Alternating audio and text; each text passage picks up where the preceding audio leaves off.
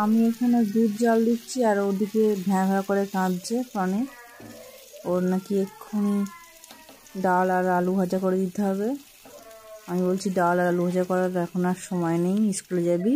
তবুও শুনছে না, কেঁদেই যাচ্ছে।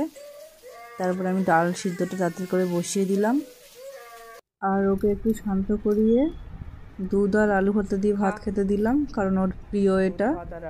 সকাল সকাল দুধ আর আলু ভাতে খেয়ে স্কুলে যাবে। খানিকক্ষণ কেঁদে নিল। কি সুখ পেয়েছিস কেঁদে? আমি ব্যাগ গোছাতে যাচ্ছি, খা। প্রণীতের টিফিন আজকে ভাত, ডাল, ভেন্ডি ভাজা, কুমড়ো ভাজা আর একটু শসা দিয়েছি। আজকে ফিরবে 4:30টার পর, 5টার দিকে। তাতেও রাগ হচ্ছে আলু ভাজা দেয়নি কেন।